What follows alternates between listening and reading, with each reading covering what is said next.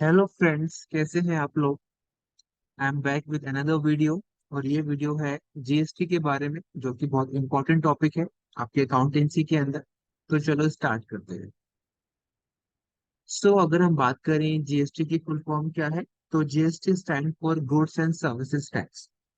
हमारे पास पहले बहुत सारे टैक्स हुआ करते थे, लेकिन गवर्नमेंट ने क्या किया, सारे इनडायरेक्ट टैक्स को खत्म करके एक सिंगल टैक्स लेके आ गए, जिसको बोलते हैं हम जीएसटी। तो दैट्स वाई हम इसे कहते हैं कि ये एक कॉम्प्रिहेंसिव इनडायरेक्ट टैक्स है। ठीक है। एक्चुअली हमारे पास दो तरह के टैक्स होते हैं, डायरेक्ट और इनडायरेक्ट। जैसे हम इनकम टैक्स पे करते हैं, वो एक डायरेक्ट टैक्स है। ठीक है। लेकिन अगर हमने कोई सामान खरीदा, उसके ऊपर हमने कोई टैक्स पे किया, तो वो हो गया इनडायरेक्ट टैक्स। राइट।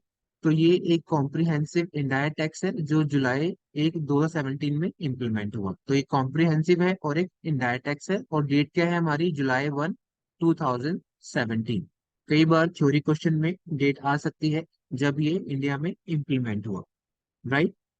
इसका एक फीचर और है, it is a value added tax. ठीक है। जब भी कोई वैल्यू ऐड होगी हमारे गुड्स या सर्विस में, तब ये टैक्स लगाया जाएगा। ठीक है। तो जब भी कोई ट्रांजेक्शन होती है, जब भी कोई बाइंग एंड सेलिंग होती है गुड्स और सर्विसेज की, तब जीएसटी लगाया जाता है। ठीक है। आगे चलते हैं। इसके क्या क्या करेक्टरिस्टिक्स हैं, जैसे मैंने पहले बताया कि ये एक कॉम्प्रिहेंसिव इनडायरेक्ट टैक्स है, क्योंकि ये बहुत सारे एरियाज को कवर करता है। क्योंकि हमने जितने भी हमारे पुराने वाले डिफरेंट टाइप्स के इनडायरेक्ट टैक्स थे, उन सबको हटाकर हमने एक एक सिंगल टैक्स लेके आ गए हैं। तो that's why it's called comprehensive indirect tax. ठीक है। उसके बाद है GST is a value added tax. हम खाली उतने ही पार्ट पर जीएसटी लगाते हैं जितने में भी हमारा वैल्यू एडिशन हुआ है। ठीक है। हम कभी भी टैक्स के ऊपर टैक्स नहीं लगाते हैं। Right. Uniform rates of GST on goods and services across all state for similar category of goods and services. Actually पहले क्या था, different types of indirect tax थे, हर स्टेट की अपनी एक अलग पॉलिसी थी इनडायरेक्ट टैक्स को लेकर, और रेट्स भी अलग अलग थे हर स्टेट के अंदर। ठीक है। लेकिन क्या किया कि पूरे देश में एक यूनिफॉर्म पॉलिसी लेके आ गए, तो जो जीएसटी का रेट है, जो रेट दिल्ली में है वही रेट दूसरे स्टेट में भी होगा, राजस्थान में होगा, हरियाणा में होगा। तो रेट हर जगह से रहेंगे, यूनिफॉर्म रहेंगे, सेम रहेंगे। ठीक है। तो जो रेट्स हैं हमारे टैक्स के, वो चेंज नहीं होंगे। ठीक है। इसलिए हमारा क्या हो गया, सिस्टम ये सिंपल हो गया, अंडरस्टैंडिंग हमारी बेटर हो गई इस टैक्स को लेकर। राइट। जो भी जीएसटी पे किया जाता है, ठीक है, वो हमारी कॉस्ट नहीं है, वो हमारी एसेट है। ठीक है। ये बात की जा रही है फ्रॉम बिजनेस पर्सपेक्टिव से। इसका मतलब क्या हुआ कि कोई भी जो बिजनेस है या बिजनेसमैन है, अगर वो कोई सामान खरीदता है बिजनेस के लिए, और उसके ऊपर उसने क्या पे किया, जीएसटी पे किया, तो वो उसका खर्चा नहीं होगा, वो उसके लिए क्या होगा, एसेट। ऐसा क्यों, समझते हैं एक सिंपल से एग्जाम्पल से। अगर फॉर एग्जाम्पल एक जो बिजनेस है वो मशीनरी परचेज करता है 1 लाख रुपए की, जिसके ऊपर उसे जीएसटी पे करना पड़ता है 18,000। तो उसने जो 18,000 पे किया, वो उसके लिए कॉस्ट नहीं है, वो उसके लिए क्या है, एसेट। ऐसा क्यों, क्योंकि जितना भी उसने जीएसटी पे किया है 18,000, उसका जो बेनिफिट है उसको बाद में मिल जाएगा। कैसे, जब वो सामान प्रोड्यूस करेगा, ठीक है, और उसे बेचेगा मार्केट में, तो क्या करेगा, टैक्स कलेक्ट करेगा। क्या करेगा, टैक्स कलेक्ट। तो जितना भी टैक्स उसने कलेक्ट किया है, वो किसको पे करना होता है, गवर्नमेंट को। गुड्स या सर्विस बेचने के बाद जो भी जीएसटी कलेक्ट किया जाएगा, वो गवर्नमेंट को पे किया जाएगा। ठीक है। तो बिजनेसमैन क्या करेगा कि जितना भी उसने टैक्स कलेक्ट किया है, उसमें से वो वाला टैक्स निकाल देगा, जो कि हमारा इस वाले केस में 18,000 रुपए है, जितना उसने पे किया था। ठीक है ना। तो जितना भी कलेक्ट किया है, उसमें से जितना उसने पे किया है, ठीक है, इन अ पर्टिकुलर पीरियड, उतना टैक्स माइनस करने के बाद वो गवर्नमेंट को जमा कराएगा। या वो ऐसा मानो कि वो हमारा सेट ऑफ हो जाता है। ठीक है। तो बेसिकली जो अभी कोई बिजनेसमैन टैक्स दे रहा है, ठीक है, वो उसका वो उसने अभी एडवांस में पे कर दिया है, उसको वो फायदा फ्यूचर में मिल जाएगा। तो इसीलिए जो जीएसटी हम एक बिजनेसमैन पे कर रहा है, वो उसके लिए कॉस्ट नहीं है, उसके लिए क्या है, वो एसेट, क्योंकि इसका फायदा उसे फ्यूचर में मिलने वाला है, जैसे मैंने एग्जाम्पल में समझा दिया। सिमिलरली जब हम कोई बिजनेसमैन सामान बेचता है या कोई सर्विस बेचता है, तो उसने जो जीएसटी का अमाउंट कलेक्ट किया है वो उसकी इनकम नहीं है। क्यों? क्योंकि वो क्या करेगा, उसको गवर्नमेंट को पे करेगा। और जब तक वो गवर्नमेंट को पे नहीं करता उसके लिए क्या रहेगी, वो एक लायबिलिटी। ठीक है। तो ये समझना बहुत जरूरी है, जब कोई बिजनेस या बिजनेसमैन जीएसटी पे कर रहा है तो उसका खर्चा नहीं है, कॉस्ट नहीं है, उसके लिए क्या है, एक एसेट है, क्योंकि उसको वो बेनिफिट देने वाला है फ्यूचर में। ठीक है। और जो जीएसटी हमने कलेक्ट किया है, ठीक है, वो हमारी इनकम नहीं है, वो हमें गवर्नमेंट को जमा करानी है, तो हमारे लिए क्या है, वो एक लायबिलिटी है। राइट। और सबसे लास्ट जो फीचर है वो डेस्टिनेशन बेस्ड टैक्स है, क्योंकि अब पूरे इंडिया में एक ही हमारा टैक्स हो गया है, जीएसटी। ठीक है ना। तो इसीलिए ये बहुत मायने रखता है कि जो ट्रांजैक्शन है, जो बाइंग सेलिंग है, वो किस जगह पर की जा रही है, वो स्टेट कौन सा है, वो जगह कौन सी है। ठीक है। तो इसीलिए इसे डेस्टिनेशन बेस्ड टैक्स कहा जाता है। राइट। आगे चलते हैं। जीएसटी क्यों लाई गवर्नमेंट? ठीक है। ताकि जो बड़ा हमारा बड़ा डिफरेंट टाइप ऑफ हमारे पास टैक्स थे, इनडायरेक्ट टैक्स, ठीक है, उसको एक सिंगल जीएसटी में ले आए। ठीक है ना। तो उससे क्या होगा कि टैक्स को समझना, टैक्स को पे करना आसान हो जाएगा। ठीक है।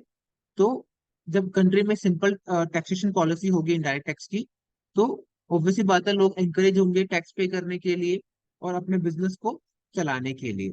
ठीक है। तो लोगों के लिए बिजनेस करना भी आसान हो जाएगा, जो कि सेकंड पॉइंट है। ठीक है। और एक कॉमन मार्केट हमारी क्रिएट हो जाएगी। ठीक है। उसके बाद है no cascading effect of GST. मैंने एक पॉइंट की बात की थी जब हम डिस्कस कर रहे थे फीचर्स, कि जितनी भी वैल्यू हमारी ऐड होती है उसके ऊपर ही जीएसटी लगाया जाता है। हम कभी भी टैक्स के ऊपर टैक्स नहीं लगाते। इसको अब हम समझ सकते हैं थोड़ी डिटेल में। कैसे? अगर मानो कि कोई सामान आपने 100 रुपीज में बना के तैयार किया है, तो आपने उसके ऊपर टैक्स लगाया फॉर एग्जाम्पल 18 रुपए। तो उसका कितना प्राइस हो गया? 118। और आपने उसको बेच दिया किसी और को। ठीक है। जिसको आपने बेचा वो भी बिजनेस करता है। उसने क्या किया? उसने अपना 20 रुपए का, उसमें कुछ मॉडिफिकेशन किया उस सामान के अंदर। उसका कितने कॉस्ट आया मॉडिफिकेशन का? 20 रुपए। ठीक है। और उसने 10 रुपए अपने ऐड कर दिए प्रॉफिट मार्जिन के। ठीक है। तो पहले का हमारा था ब्रेकअप 100 + 18। 100 पे लगा 18 रुपए का टैक्स। मानो रेट कितना है हमारा? 18% है। ठीक है। जब वो अगले बिजनेसमैन के पास गया वो सामान, ठीक है, उसने क्या किया? उसने उसमें अपना कुछ काम किया, उसने कुछ वैल्यू एडिशन किया, कुछ मॉडिफिकेशन किया। तो उसने कितना ऐड कर दिया उसके अंदर? उसने ऐड किया 20 रुपए का अपना कॉस्ट और 10 रुपए का अपना प्रॉफिट मार्जिन। तो कुल मिलाकर उसने कितना इंक्रीज करा? उसने वैल्यू एडिशन किया 30 रुपए का। 20 रुपए किस चीज के? जो उसने मॉडिफिकेशन किया। 10 रुपए अपनी मेहनत के, तो कुल कितना हो गया? 30 रुपए। तो अब जब वो सामान आगे बेचेगा और टैक्स कैलकुलेट करेगा, ठीक है, तो 18 रुपीज तो पहला वाला टैक्स है ही, लेकिन अब जो टैक्स लगाया जाएगा वो किस पे लगाया जाएगा? 30 रुपीज पे। ठीक है। ना कि दोबारा से 118 पे। अगर आपने दोबारा से टैक्स लगा दिया 118 पे, तो इसका मतलब आपने टैक्स के ऊपर टैक्स लगा दिया। ठीक है। तो वो ज्यादा उसका इम्पैक्ट पड़ गया टैक्स का, और चीज कैसे हो गई? महंगी हो गई। तो इसलिए जितनी भी हमारी वैल्यू एडिशन होगा हमारे सामान में या सर्विस की वैल्यू में, उसी के ऊपर ही हम जीएसटी लगाएंगे। हम टैक्स के ऊपर टैक्स नहीं लगाएंगे। ठीक है। दूसरा कि हमारा जो ये टैक्स रिजीम है इंडायरेक्ट टैक्स का, बहुत सिंपल हो गया, आसान हो गया। तो लोगों के लिए टैक्स पे करना, जमा कराना, पे करना भी आसान हो गया। ठीक है।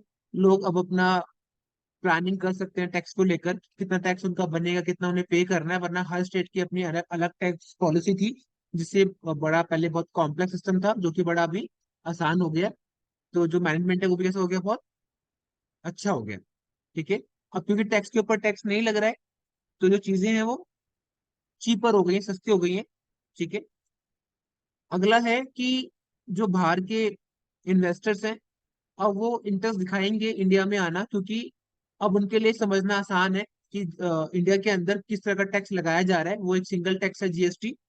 डिफरेंट टाइप का टैक्स नहीं है। वरना बहुत से जो बाहर के इन्वेस्टर थे वो हेजिटेट करते थे इंडिया में आके बिजनेस करने के लिए, बिकॉज यहाँ की जो इनडायरेक्ट टैक्सेशन पॉलिसी काफी कॉम्प्लेक्स थी, जिसे समझना बड़ा डिफिकल्ट था और बड़ा कंफ्यूजन था। तो लोग यहाँ पर आकर ज्यादा बिजनेस करना पसंद नहीं करते थे। तो अभी क्या होगा कि अब और लोग भी आएंगे यहाँ पर बिजनेस बिजनेस करने के लिए, क्योंकि अब जीएसटी ने काफी चीजें आसान कर दी है। ठीक है। जब ज्यादा लोग एंकरेज होंगे, देश के भी और बाहर के भी, ज्यादा प्रोडक्शन होगा गुड्स का एंड सर्विसेज का, तो जो इसका इम्पैक्ट है ओवरऑल वो क्या होगा, जीडीपी का हमारा बढ़ जाएगा। ठीक है। तो हमारी जो देश की जो नेशनल इनकम है या डोमेस्टिक प्रोडक्ट है जो हमारा, वो क्या होगा, बढ़ेगा। तो ये हमारे क्या थे, ऑब्जेक्टिव थे। ठीक है। अगला है कि मैंने बताया कि ये एक कॉम्प्रिहेंसिव टैक्स पॉलिसी है हमारी। ठीक है। लेकिन अभी भी कुछ ऐसे आइटम्स हैं जो जीएसटी के परव्यू में नहीं आते हैं। ठीक है। जैसे कस्टम ड्यूटी, जो सामान बाहर से आता है, बाहर मतलब दूसरी कंट्री से आता है, उस पे जो हमारा टैक्स लगता है, ठीक है, उसे हम क्या बोलते हैं, कस्टम ड्यूटी। तो वो अभी भी लगती है। ठीक है। अभी इसमें जीएसटी नहीं आया है। दूसरा, जो अल्कोहल बनती है ह्यूमन कंजम्पशन के लिए, उस पर भी जीएसटी अभी नहीं है। उसे भी अलग रखा गया है, जिससे उस पर अपना पुराना टैक्स टैक्स लगता है। पेट्रोलियम जो होता है हमारा, डीजल है, पेट्रोल है, सब इस पे भी अभी जीएसटी का सिस्टम लागू नहीं हुआ है। ठीक है। और बाकी जो हमारे म्युनिसिपल जो टैक्सेस होते हैं, जो लोकल बॉडी हम हमसे टैक्स वसूलती है, वो भी अभी जीएसटी की परव्यू से बाहर है। तो अगर एक क्वेश्चन में आए, थ्योरी क्वेश्चन में आए कि कौन कौन से आइटम्स है जो अभी भी हमारे जीएसटी से बाहर हैं, तो आप ये चार एग्जाम्पल जो है वो दे सकते हैं। राइट। अब हम बात करते हैं कि जीएसटी कितने तरह का है। जैसे हमने एक अभी पढ़ा था करेक्टरिस्टिक्स की, ये डेस्टिनेशन बेस्ड टैक्स है। तो यही बात हमें समझनी पड़ेगी, जो कि बहुत इंपॉर्टेंट है, तभी हम प्रैक्टिकल प्रॉब्लम्स कर पाएंगे जीएसटी की। ठीक है। तो एक हमारा होता है central goods and services tax. आगे क्या लग गया, सेंट्रल। ठीक है। इसका मतलब क्या है, it is levied along with SGST on intra state supplies of goods and services और बोथ।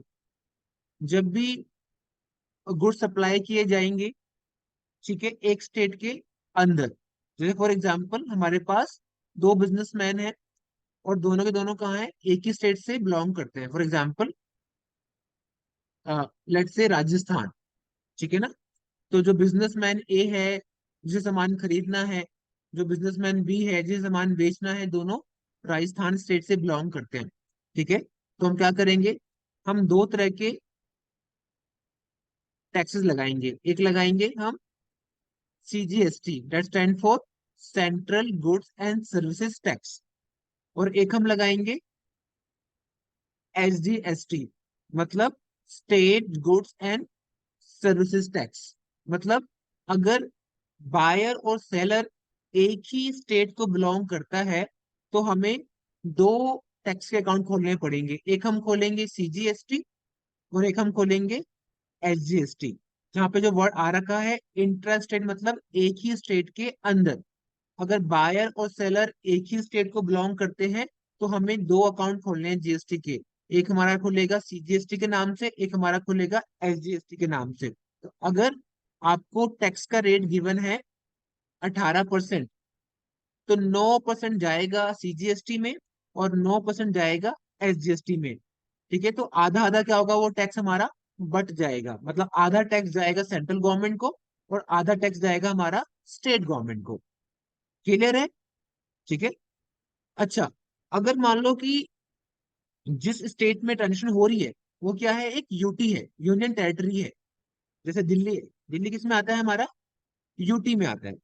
राइट। तो हम बजाय यहाँ पे खोलने के, हम कौन सा अकाउंट खोलेंगे, इंस्टेड ऑफ एसजीएसटी हम खोलेंगे यूटी जीएसटी।